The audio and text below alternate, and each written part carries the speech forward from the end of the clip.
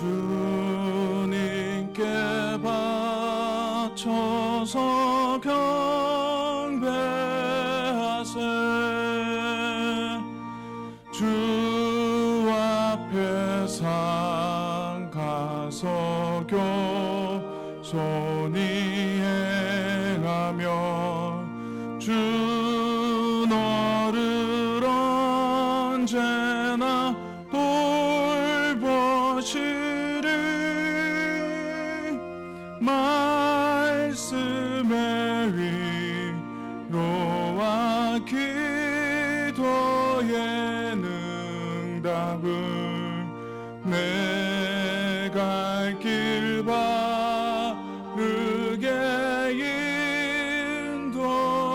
인도하리.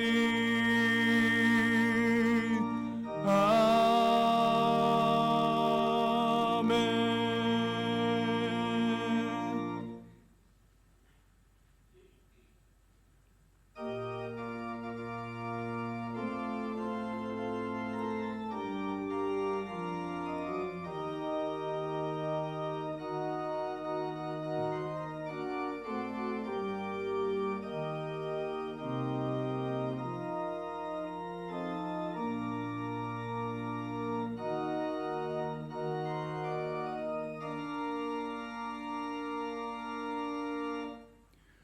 그러나 진리의 성령이 오시면 그가 너희를 모든 진리 가운데로 인도하시리니 그가 스스로 말하지 않고 오직 들은 것을 말하며 장래일을 너희에게 알리시리라. 그가 내 영광을 나타내리니 내 것을 가지고 너희에게 알리시겠음이라. 아멘. 오순절날 마가의 다락방에 임하셨던 성령 하나님을 사모하며 성령 강림 주일로 주님 앞에 섰습니다. 예루살렘을 떠나지 말고 아버지께서 약속하신 것을 기다리라 하신 주님의 말씀을 기억하게 하시고 기다린 가운데 임하신 성령의 은혜를 오늘 우리 가운데 충만히 부어 주시옵소서. 성령의 강동 가운데 드려지는 우리의 기도가 하늘 보좌 앞에 향기로운 분향이 되게 하시고 믿음으로 드리는 우리의 찬양이 주님께서 기뻐 받으시는 거룩한 산 제사가 되게 하여 주시옵소서. 우리의 입술을 주장하여 주셔서 덕을 세우는 말과 은혜의 고백만 하게 하시고 우리의 찬양이 성령 안에서 하나님께 온전히 영광 돌리는 찬송이 되게 하여 주옵소서. 이 시간 성령 하나님께서 우리의 마음을 새롭게 하시고 메마른 심령 위에 은혜의 단비를 내려주셔서 말씀 가운데 살아가게 하시며 예배의 처음과 마지막을 친히 주장하여 주시옵소서. 성령님의 인도하심을 따라 하나님께서 기뻐 받으시는 거룩한 예배 되기를 간절히 소망하오며 이 모든 말씀 예수님의 이름으로 기원하옵나이다. 아멘.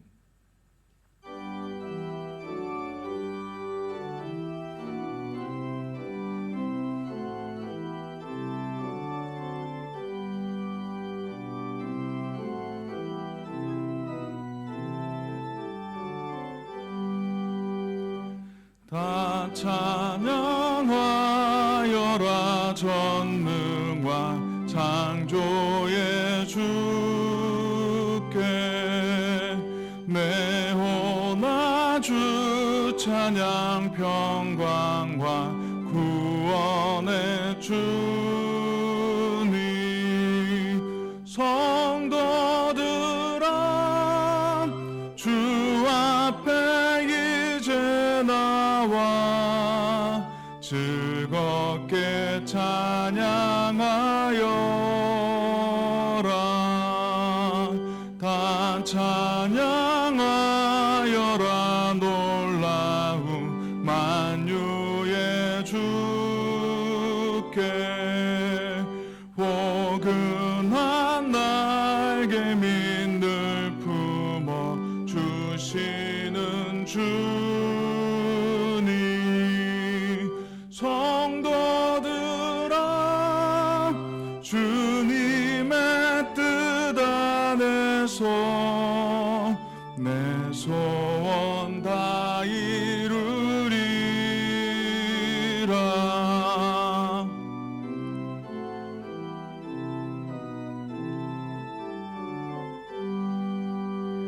다 찬양하여라.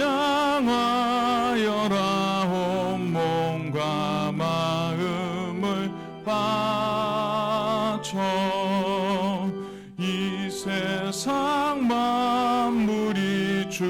앞에 다 나와 찬양. 성도들아 기쁘게 소리 높여 영원히 찬양하여라.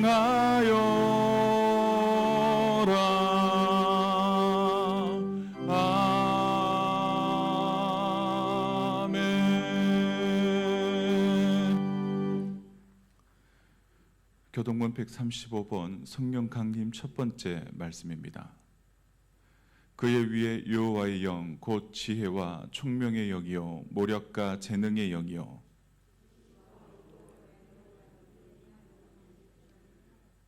오직 하나님이 성령으로 이것을 우리에게 보이셨으니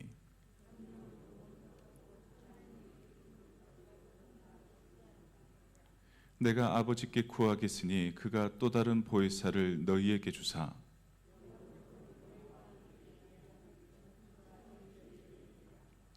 보혜사 곧 아버지께서 내 이름으로 보내실 성령 그가 너희에게 모든 것을 가르치고 오직 성령이 너희에게 임하시면 너희가 권능을 받고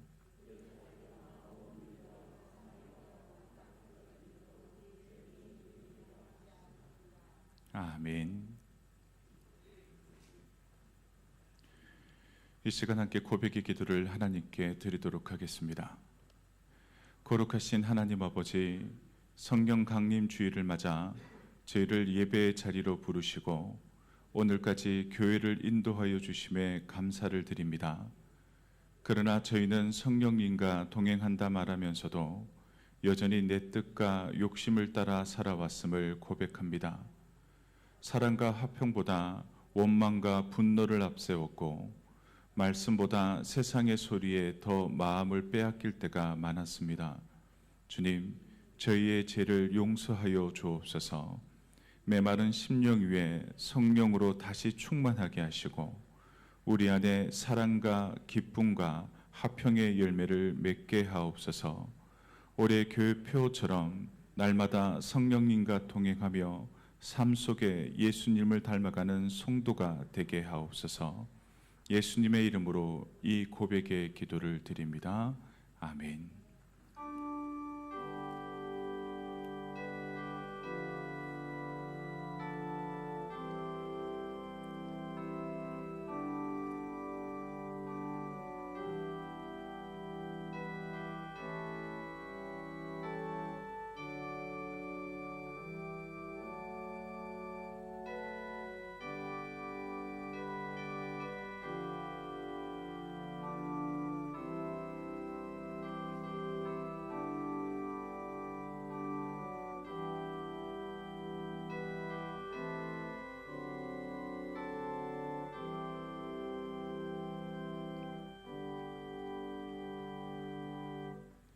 그러므로 이제 그리스도 예수 안에 있는 자에게는 결코 정죄함이 없나니 이는 그리스도 예수 안에 있는 생명의 성령의 법이 죄와 사망의 법에서 너를 해방하였음이라.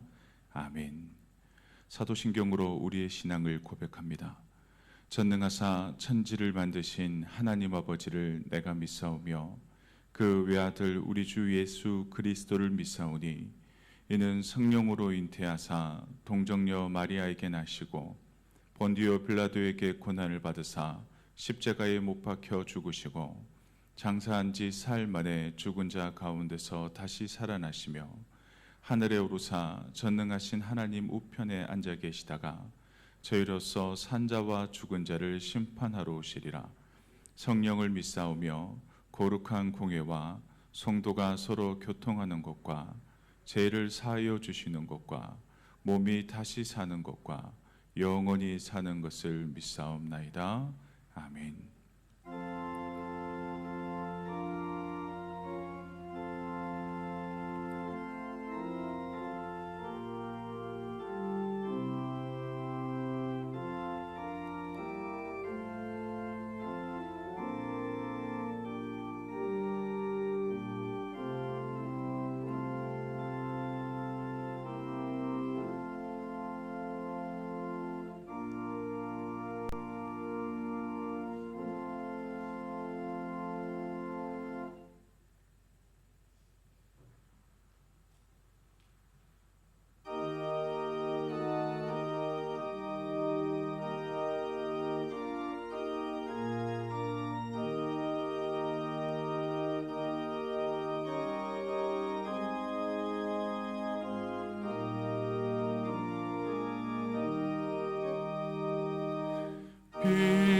비둘기 같이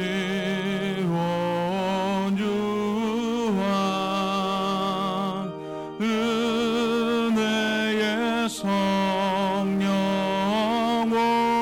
오셔서 거친 맘 어루만지사 위로와 평화 주소서. 진리의 빛을 비추사 주의 길 바로 걸으며 주님을 옆에 모시고 경건히 살게 하소서.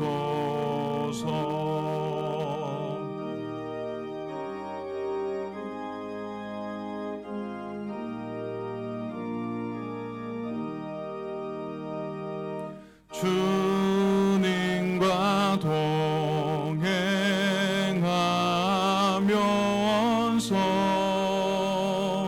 거룩한 길로 행하며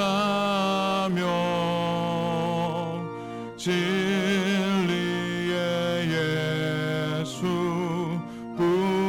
붙잡고 길 잃지 않게 하소서.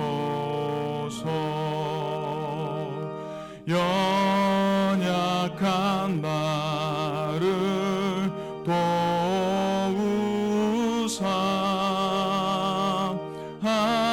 하나님 나라 이르러 주님의 품에 안기기는 영원한 안식 주소서.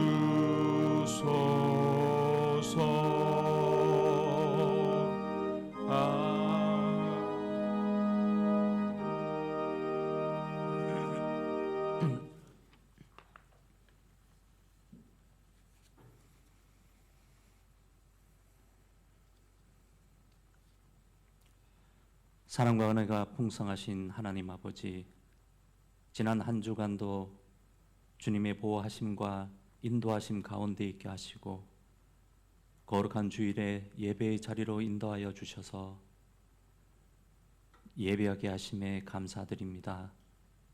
예배로 나가는 이 시간, 세상의 모든 염려와 걱정을 내려놓고 하나님께 온전히 나아가게 하시고 예배 가운데 임재하신 하나님을 통해 영혼의 참된 안식과 회복을 얻는 시간이 되게 하시며 신령과 진정으로 하나님께 영광을 돌리는 귀한 예배를 드리게 하여 주시옵소서.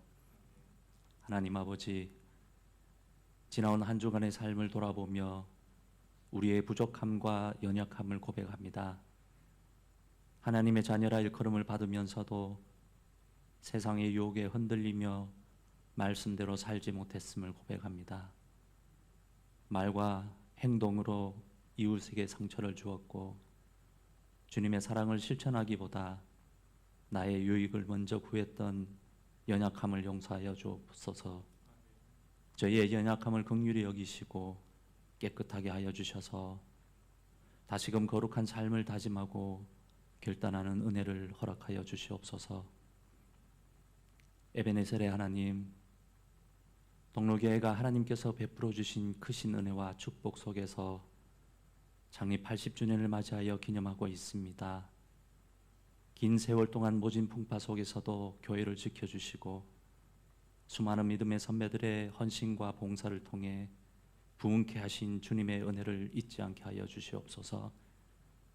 우리 교회가 지나온 80년의 역사를 잘 기억하고 이어받아 앞으로도 오직 복음의 진리만을 선포하며 세상을 향해 그리스도의 사랑을 흘려보내는 구원의 공동체가 되게 하여 주시옵소서. 특별히 오늘은 마가다락방에 임하셨던 성령님의 역사를 기념하는 성령 강림 주일로 지킵니다. 초대교회에 임하셨던 성령의 역사가 오늘 이 시간 예배하는 우리 모두의 심령 위에 임하게 하여 주시옵소서. 우리의 메마른 심령이 성령의 단비를 맞아 다시금 뜨겁게 살아나게 하여 주시옵소서. 하나님 아버지, 우리가 주일에 예배저로만 머물지 않게 하시고 날마다 성령님과 온전히 동행하는 삶을 살게 하시며 매 순간 성령님의 세밀한 음성에 귀 기울이며 순종함으로 성령의 열매를 풍성히 맺게 하셔서 예수님을 닮아가며 세상 사람들이 우리의 삶을 통해 살아계신 하나님을 보게 되는 은혜를 허락하여 주시옵소서. 하나님 아버지, 믿음의 한 가족으로 묶어주신 성도님들을 위해 기도합니다.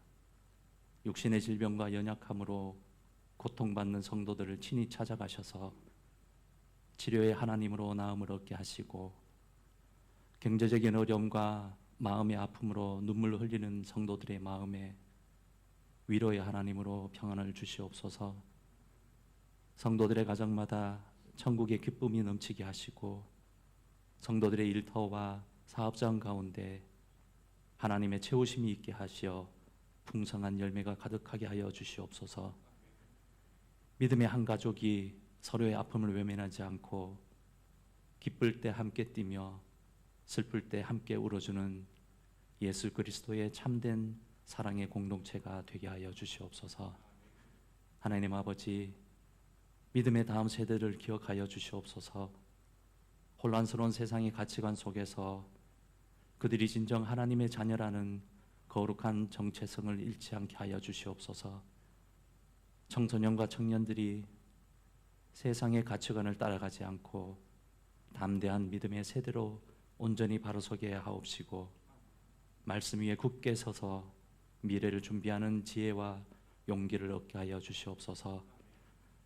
하나님 아버지, 하나님의 말씀을 들고 단위에 서시는 담임 목사님을 하늘의 지혜와 성령으로 충만하게 채워주셔서 하나님의 살아있는 진리와 위로의 말씀만 선포되게 하시옵고 선포된 말씀이 우리의 능력이 되어 세상 속에서 유혹을 이기고 믿음으로 승리하는 성도들이 되게 하여 주시옵소서. 예배를 위하며 교회를 위하는 봉사자들의 손길을 기억하시어 하늘의 신령한 복으로 채워주시옵고 특별히 산투스 찬양대의 찬양을 기쁘게 받아주시고 그 가사 한 구절 한 구절이 우리의 신앙 고백이 되어 하나님께 향기로운 제물로 드려지게 하여 주시옵소서. 이 모든 말씀 거룩하신 예수님 이름으로 기도드립니다.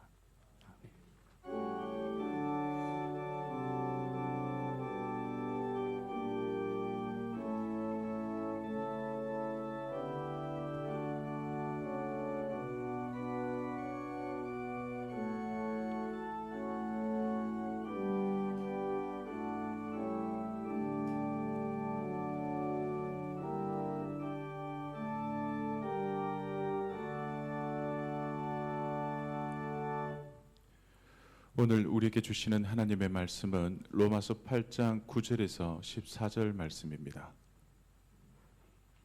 이 말씀 가운데 하나님의 은혜가 함께 하시길 바랍니다. 만일 너희 속에 하나님의 영이 거하시면 너희가 육신에 있지 아니하고 영에 있나니 누구든지 그리스도의 영이 없으면 그리스도의 사람이 아니라 또 그리스도께서 너희 안에 계시면 몸은 죄로 말미암아 죽은 것이나 영은 의로 말미암아 살아 있는 것이니라. 예수를 죽은 자 가운데서 살리신 이의 영이 너희 안에 거하시면 그리스도 예수를 죽은 자 가운데서 살리신 이가 너희 안에 거하시는 그의 영으로 말미암아 너희 죽을 몸도 살리시리라. 그러므로 형제들아, 우리가 빚진 자로되 육신에게 져서 육신대로 살 것이 아니니라. 너희가 육신대로 살면 반드시 죽을 것이로되 영으로서 몸의 행실을 죽이면 살리니 무릇 하나님의 영으로 인도함을 받는 사람은 곧 하나님의 아들이라. 아멘.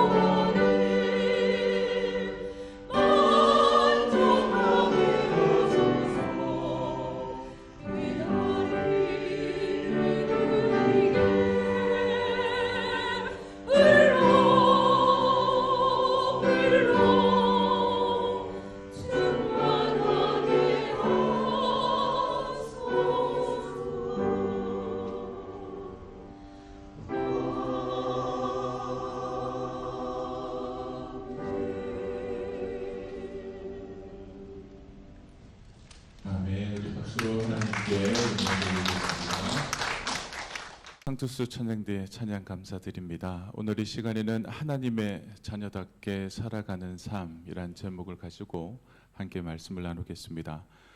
오늘은 교회력으로 성령 강림 주일로 지키고 있습니다. 예수님께서 우리의 죄를 대신해 십자가를 지시고 또 사망 권세를 이기시고 부활하신 후 또 승천하시면서 또 제자들에게 마지막으로 약속을 주셨습니다. 아버지께서 약속하신 것을 예루살렘에서 기다리라. 그리고 오순절날 약속하신 성령 하나님께서 그들에게 임하였습니다. 두려움 때문에 문을 걸어 잠그고 숨어있던 제자들은 성령이 임하자 담대한 복음의 증인으로 변화되었고 그 성령의 역사 속에 교회가 시작되었습니다. 그때부터 복음은 예루살렘을 넘어 온 세상으로 퍼져나가기 시작했습니다. 그러하게 성령 강림 주일은 2000년 전 성령님이 임했던 날을 기념하는 절기가 아니라 오늘도 성령 하나님께서 살아 역사하시며 교회를 붙드시고 성도를 변화시키시고 하나님의 백성들을 인도하신다는 사실을 기억하는 날이 되어야 할 것입니다. 특별히 올해 우리 동로교회는 성령님과 동행하는 삶이라는 표어로 한 해를 보내고 있습니다. 그렇다면 사랑하는 동로교회 성도 여러분, 우리는 성령님과 동행하는 삶을 지금 살아가고 계십니까? 성령님과 동행하는 삶을 살아가고 계시다면 우리의 삶의 변화로 나타나야 합니다. 성령 하나님께서 우리 안에 거하시며 우리의 생각과 마음을 새롭게 하시고 또 죄와 싸우게 하시며 하나님의 자녀답게 살아가도록 우리를 이끌어 가시기에 우리의 삶이 조금씩이라도 느리더라도 변화되어져야 합니다. 다시 말한다면 성령님과 동행하는 삶이란 단순히 받은 은혜의 순간을 기억하며 살아가는 것이 아니라 날마다 성령 하나님의 인도하심 속에 변화되고 성숙해져가는 삶을 의미하는 것입니다. 오늘 본문에서 사도 바울은 성령님께서 성도님들의 삶 가운데 행하시는 세 가지 중요한 일을 말씀하고 있습니다. 첫째는 성령 하나님은 우리 안에 거하신다는 겁니다. 그리고 둘째로 성령님은 우리로 죄와 싸우게 하신다는 겁니다. 그리고 셋째로 성령님은 우리를 하나님의 자녀답게 살아가게 하신다는 겁니다. 오늘 말씀을 통해 우리 모두가 성령님과 동행하는 삶의 의미를 다시 깨닫고 날마다 성령님의 인도하심 속에 하나님의 자녀답게 살아가시는 귀한 은혜가 있으시기를 주의 이름으로 축원합니다. 첫 번째로 성령 하나님은 우리 안에 거하시는 하나님이 되십니다. 9절 상반절 말씀이 이러합니다. 만일 너희 속에 하나님의 영이 거하시면이라고 말씀합니다. 사도 바울은 먼저 성령님의 내주하심에 대해 말씀할 때 거하신다라고 표현을 하고 있습니다. 여기서 거하신다라는 헬라어 말은 오이케오라고 하는 단어입니다. 이 단어가 어떤 의미일까요? 거하신다라고 하는 것이 잠시 머물러 있다 떠나는 것을 의미하는 것이 아니라 집을 이루고 계속 거주한다라는 의미를 가지고 있다는 겁니다. 즉 성령 하나님은 필요할 때만 잠깐 찾아오시는 분이 아니라 우리 안에 거처를 정하시고 우리와 함께 살아가시는 하나님이 되신다는 겁니다. 이것이 왜 우리에게 중요할까요?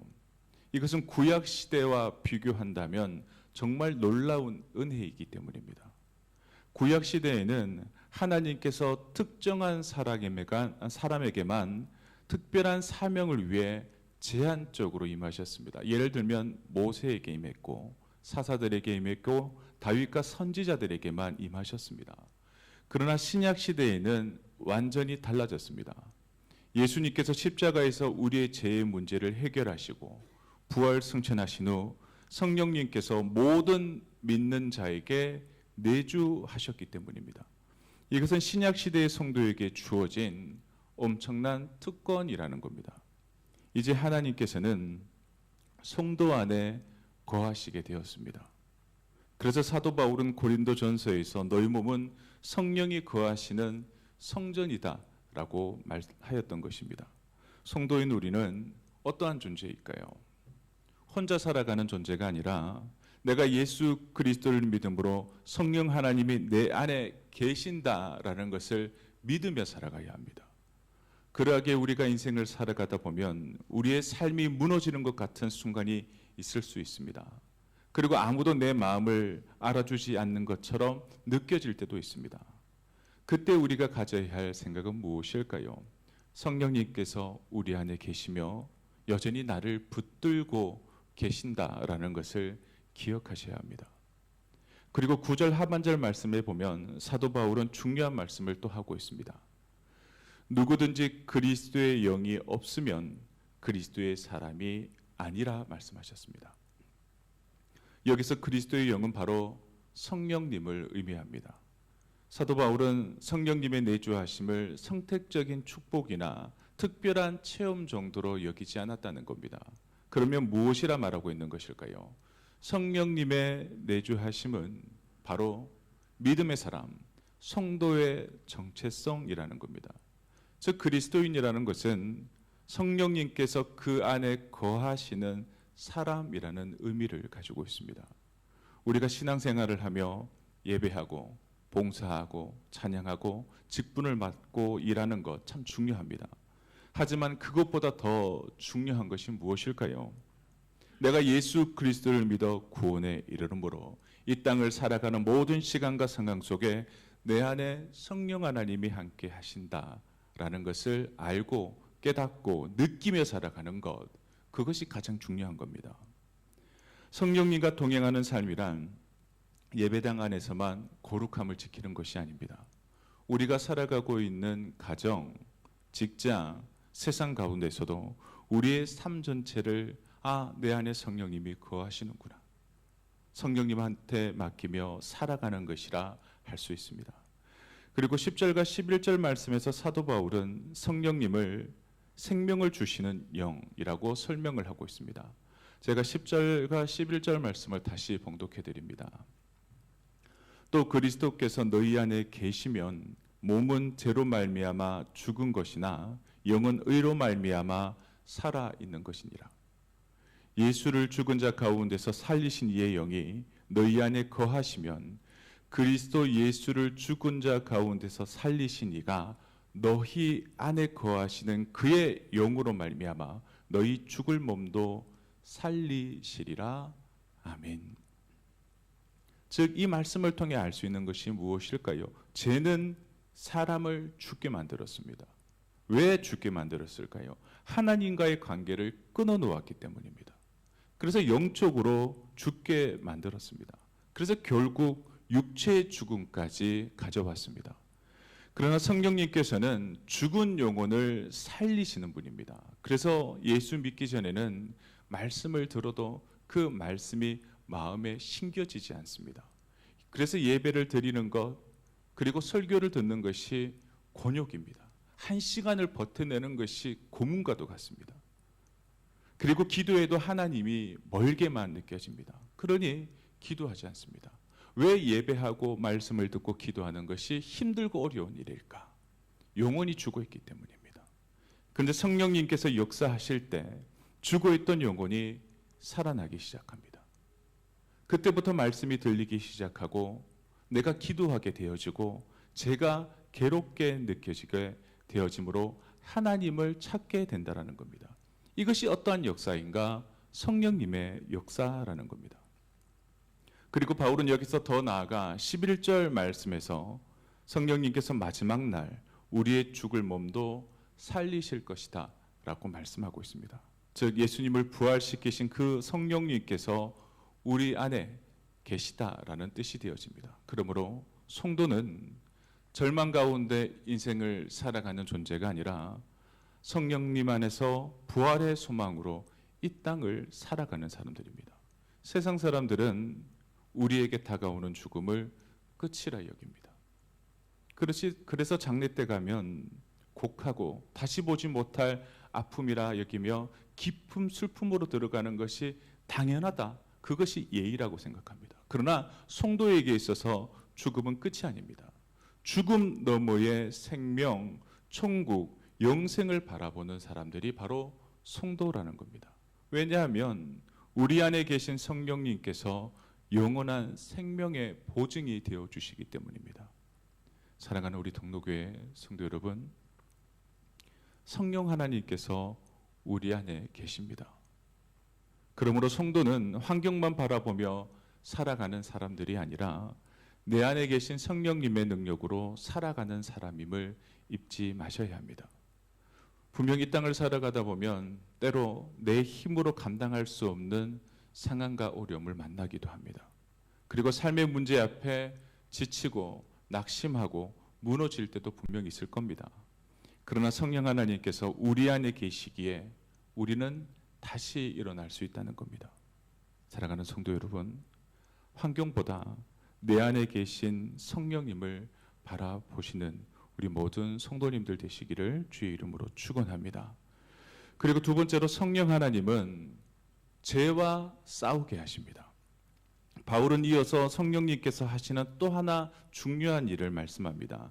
13절 말씀 우리 한번 같이 읽어볼까요? 시작. 너희가 육신대로 살면 반드시 죽을 것이로되 영으로서 몸의 행실을 죽이면 살리니. 아멘. 성령님이 하시는 중요한 다음 일이 무엇인가 하면 믿음의 사람들 싸우게 한다라는 겁니다. 세상과 사랑과 싸우게 하는 것이 아니라 죄와 싸우게 하신다는 겁니다. 많은 사람들이 성령 충만이라 하면 뜨거운 감정, 세상에서 볼 수 없는 놀라운 기적과 체험을 이야기합니다. 하지만 우리가 성령님에 대해서 계속 말씀을 들어오며 이제는 성령 충만이라는 것이 방언하고 예언하고 입신하고 이런 것이 꼭 다 성령 충만함이 아니다라는 것을 알게 되셨을 겁니다. 성령 충만이라고 하는 것은 삶의 변화입니다. 더 나아가서는 죄와 타협하지 않는 삶, 그것이 바로 성령 충만함이라 할 수 있습니다. 그래서 성령님께서 일하시면 삶의 방향이 달라지고 내 안에 성령 하나님께서 내 생각, 내 소욕보다 더 강하게 역사하실 때에는 죄를 대하는 태도가 달라지게 된다는 겁니다. 예전에 죄를 짓고도 아무렇지 않았습니다. 남들 다 이러고 사는데 나 이렇게 사는 것이 뭐가 그렇게 큰 죄야? 마음에 양심에 꺼리낌이 없었습니다. 그런데 내 안에 성령 하나님이 역사하시고 내가 믿음으로 살아가게 되어질 때에는 그 예전에 아무렇지 않던 일들이 죄로 느껴지고 괴롭게 되어진다는 겁니다. 왜 그럴까요? 예전에는 자기 욕심대로 살았다면 이제는 내 안에 성령님이 계시니 하나님의 뜻대로 살게 되어지니 하나님이 싫어하는 것에 대한 마음이 아파온다라는 겁니다. 이것이 바로 성령의 역사입니다. 사도 바울은 육신대로 살면 반드시 죽을 것이다 말씀했습니다. 여기서 육신은 단순히 몸 자체를 의미하는 것이 아니라 하나님 없이 자기 욕망 중심으로 살아가려 하는 제 본성대로 살아가면 너희들은 반드시 죽는다라고 말씀하셨습니다. 즉 육신대로 산다라는 것은 내 욕심이 인생의 주인이 되는 삶을 의미합니다. 육신대로 살아가는 삶, 세상 사람들이 살아가는 모습 그대로 살아가는 것, 물질이 세상의 가장 중심이 되어지고 그것을 얻기 위해 아등바등하며 내가 편법을 쓰고 남을 속이고 남을 아프게 해도 내가 이것을 취하면 나는 행복해, 육신대로 살아가는 겁니다. 그러나 내가 예수를 믿고 성령 하나님이 내 마음 안에 임하시고 계시기에 그러한 것들이 아파하고 불편해지고 그런 것들과 싸우게 되어진다는 겁니다. 내 감정대로 말하지 않게 되어집니다. 내 욕망대로 행동하지 않고 하나님을 중심에 두고 살아가게 되어진다라는 겁니다. 사도 바울은 영으로서 몸의 행실을 죽이라 표현합니다. 죽인다, 얼마나 강한 표현입니까? 그만큼 중요한 의미입니다. 죄와 적당히 타협하지 말라는 겁니다. 관리하는 정도가 아니라 죽이라, 완전히 끊어내야 한다라고 하는 아주 강한 표현이라 할 수 있습니다. 그런데 이 싸움을, 죄와 싸우는 이 싸움을 우리의 힘만으로는 감당할 수 없습니다. 그래서 사도 바울은 영으로서라고 말을 합니다.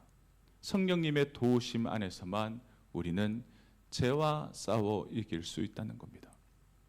그리고 여기서 죽이면이라고 하는 동사는 현재형입니다. 이 말은 죄와의 싸움이 한 번의 승부로 끝나는 것이 아니라는 겁니다. 그래서 우리는 구원은 한순간에 다 믿음으로 받게 되어지지만 예수 그리스도를 닮아가는 성화는 하루아침에 되어지지 않기에 평생 하나님 나라 갈 때까지 계속 되어지는 싸움이라 할 수 있습니다. 그래서 신앙생활은 날마다 자신을 부인하고 성령님의 인도하심을 따라 살아가는 과정이라 할 수 있습니다. 그런데 설교를 듣다 보면 이런 생각이 드실 수 있습니다. 목사님, 그러면 저는 예수를 믿는다 생각해서 열심히 예배했는데 왜 저는 이렇게 연약합니까? 늘 삶의 자리 가운데 분노가 올라올 때가 있고 미움이 생기고 욕심과 교만이 올라오는데 내 안에는 성령님이 계시지 않는 겁니까? 라는 질문이 생길 수 있습니다. 우리가 예수를 믿고 예수를 믿음으로 성령님이 내 안에 내주하신다 하여서 우리가 죄가 없는 완벽한 상태임을 의미하지는 않습니다. 그렇다면 우리가 어떠한 상태일까요? 죄와 싸우는 사람이 되어지는 겁니다. 성령님께서 우리를 죄 가운데 편안하게 머물도록 내버려 두지 않는다라는 겁니다. 옛날에는 죄를 지어도 남들 다 하는 그것을 하는 것이 죄라 생각하지 않고 마음에 불편함이 없었습니다. 그런데 성령님이 내 안에 계시니 말씀으로 나를 깨우시고 양심을 찌르시고 회개하게 하시고 다시 하나님 앞에 돌아오게 만드신다라는 겁니다. 만약 이러한 마음들이 있다면 우리 성도님들의 마음 가운데 성령 하나님이 계신 겁니다. 죄를 짓고도 아무런 괴로움이 없는 것이 위험한 겁니다. 넘어졌더라도 다시 회개하며 하나님께 돌아오는 마음, 죄와 싸우고 싶은 마음, 거룩하게 살고 싶어하는 갈망이 있다면 그것은 무슨 증거일까요? 내 안에 성령님이 계시다고 하는 증거가 되어지는 겁니다. 19세기 영국의 유명한 목회자였던 존 뉴턴은 원래 목회자가 아니라 노예 무역상이었습니다. 그는 사람을 사고 파는 일을 하며 거칠게 세상적으로 팡탕하게 살았습니다. 그러니 술, 폭력 가운데 살았고 하나님 없이 자기 욕망대로 살아가는 사람이었습니다. 그러던 어느 날 배를 타고 항해하던 중 거대한 폭풍을 만납니다. 자신의 힘으로, 자신의 지식과 경험으로 도저히 감당할 수 없는 극한 상황이 다가왔습니다.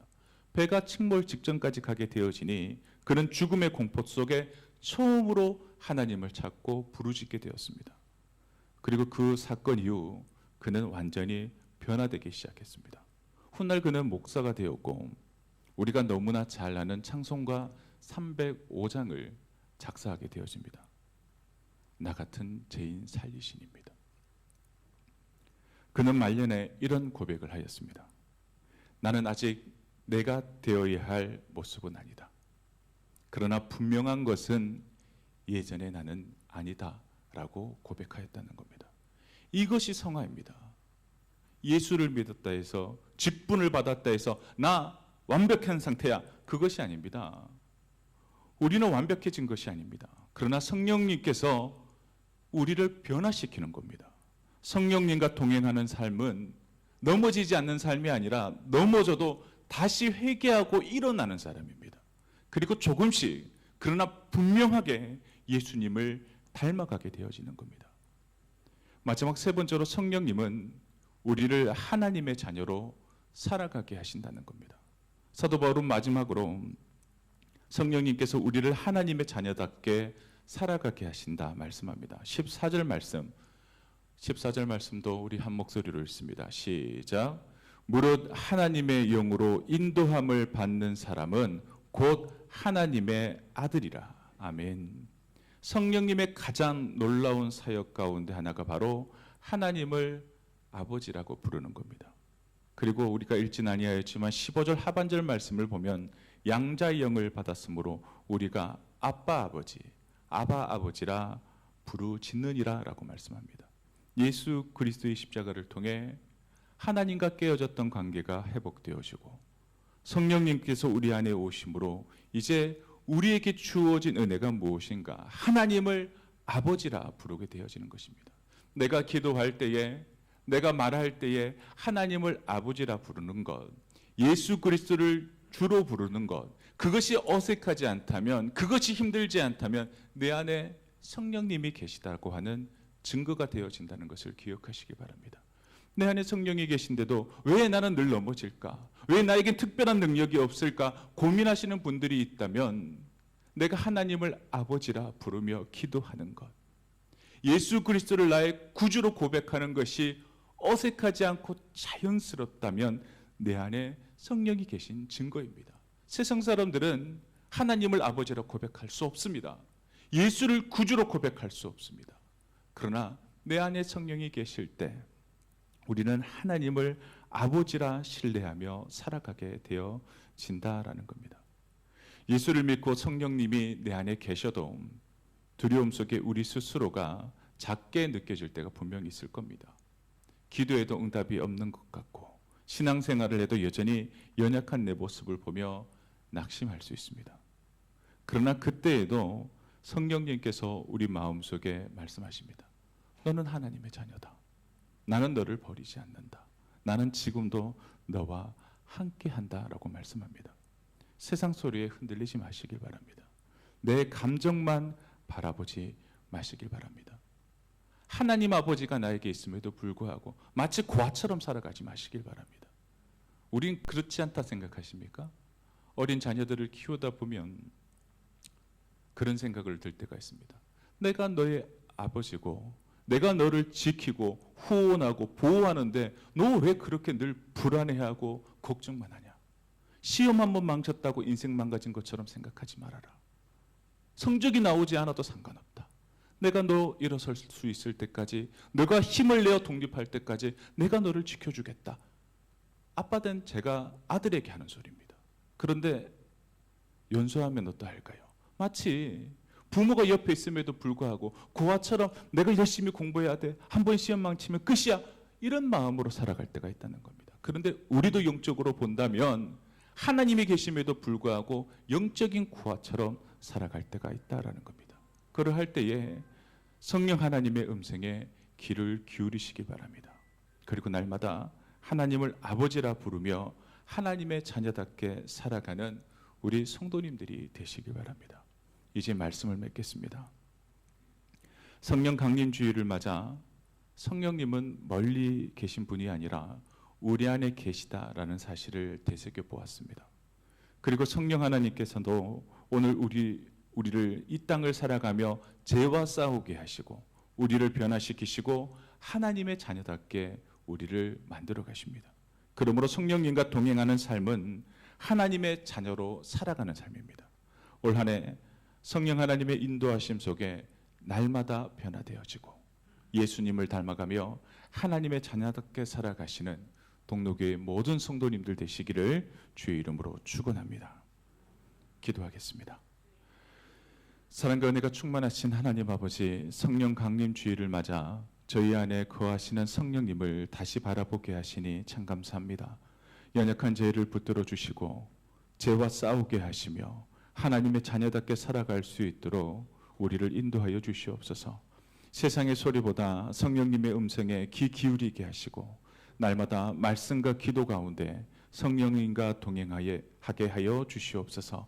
넘어질 때마다 다시 일어나게 하시고 예수님을 닮아가는 삶으로 변화되게 하여 주시옵소서. 올 한 해에도 성령님의 인도하심 속에 가정과 교회와 삶의 자리마다 하나님의 자녀답게 살아가게 하여 주시옵소서. 이 모든 말씀 예수님의 이름으로 기도하옵나이다. 아멘.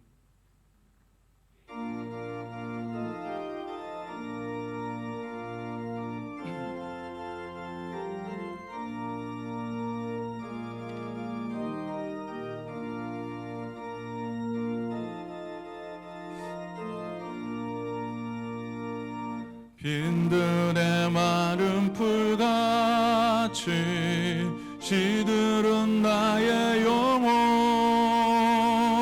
주님이 약속한 성령 간절히 기다리네.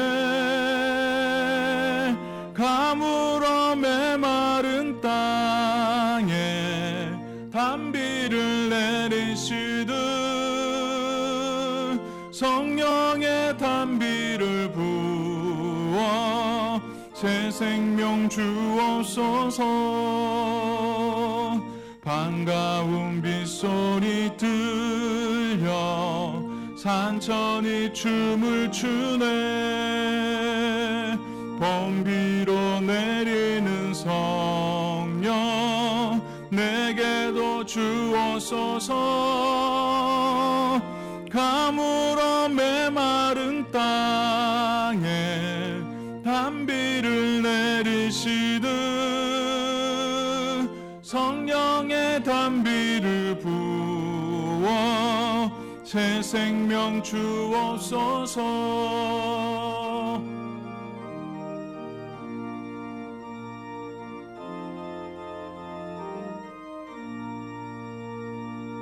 절 따라 우로를 내려 초목이 무성하니 갈급한 내 심령 위에 성령을 부으소서. 가물어 메마른 땅에 단비를 내리시듯 성령의 단비를 부어 새 생명 주옵소서. 참되신 사랑의 언약 어길 수 있사오랴. 오늘의 흡족한 은혜 주실 줄 믿습니다. 가물어 메마른 땅에 단비를 내리시듯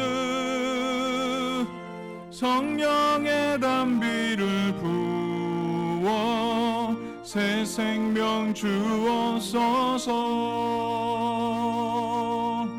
아멘.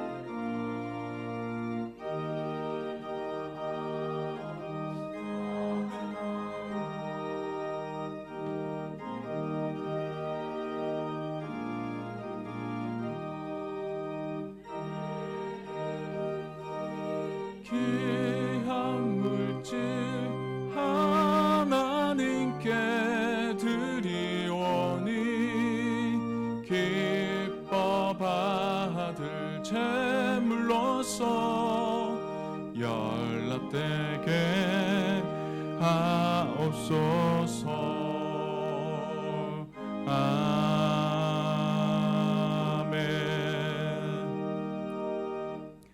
사랑과 은혜가 풍성하신 아버지 하나님, 성령 강림 주일을 맞아 주님 앞에 봉헌하게 하시니 참 감사합니다. 오순절 마가의 다락방에 임하셨던 성령 하나님께서 오늘도 우리 가운데 역사하셔서 메마른 심령을 새롭게 하시고 교회 위에 은혜와 능력을 부어 주시옵소서. 받은 모든 것이 하나님의 은혜임을 고백하며 정성을 다해 예물을 올려드립니다. 주님 기쁘게 받아 주시옵소서. 그리고 물질만이 아니라 우리의 마음과 삶과 시간까지도 주님의 뜻에 드려지는 거룩한 헌신이 되게 하여 주시옵소서.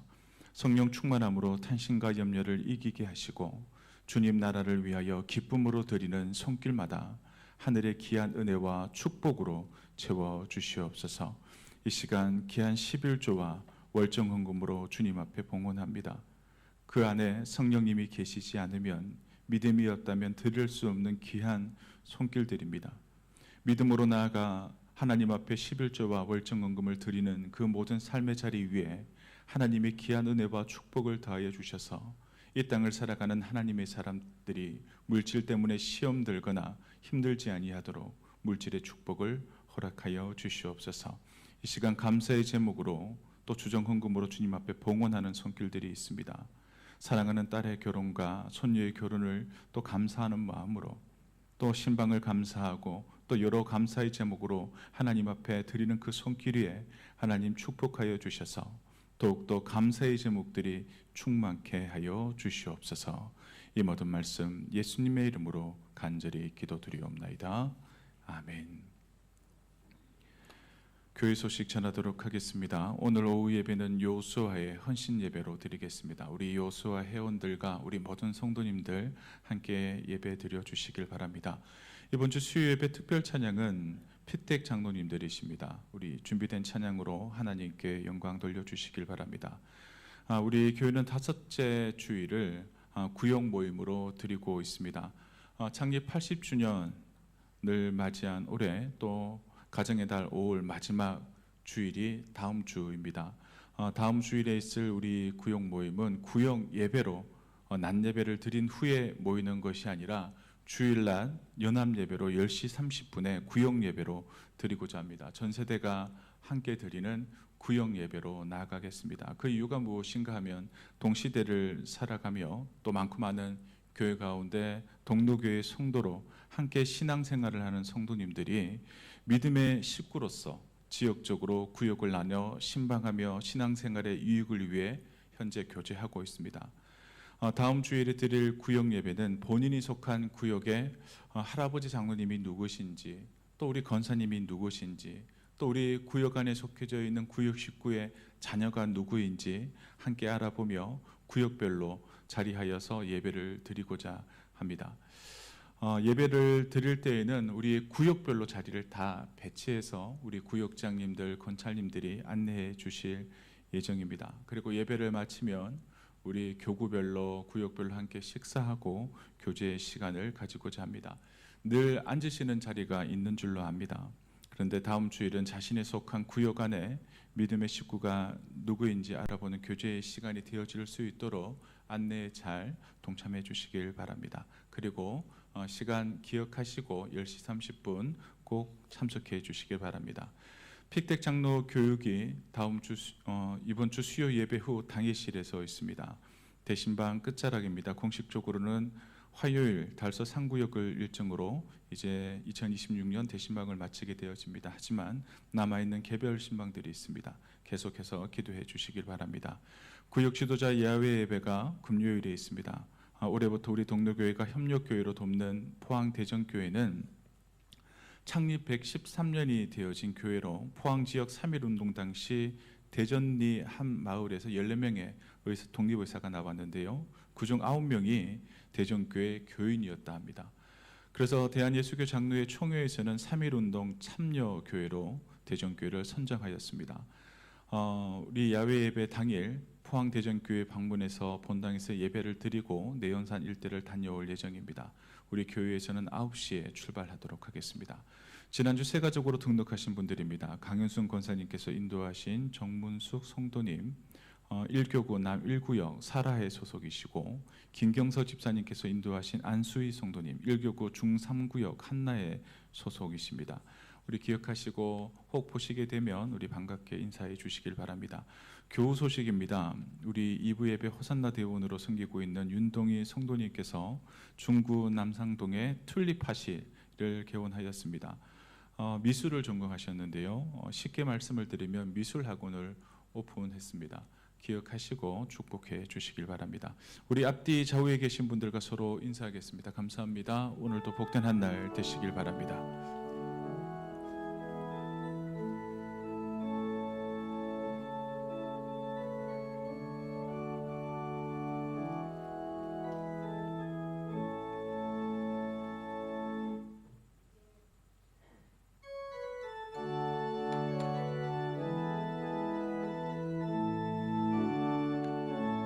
시작됐네. 우리 주님의 능력이 나의 삶을 다스리고 새롭게 하네. 자유하네. 죄와 사망으로부터 나의 삶은 변하고나 충만하네. 은혜로다. 주의 은혜 한량없는 주의 은혜. 은혜로다. 주의 은혜 변함없는 신실하신 주의 은혜.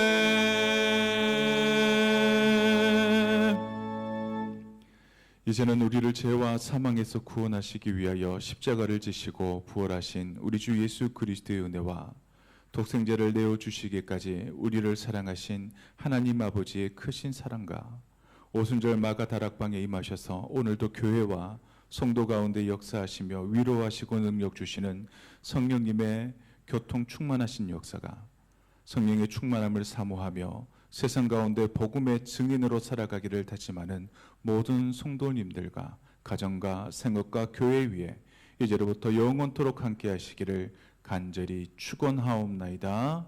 아멘.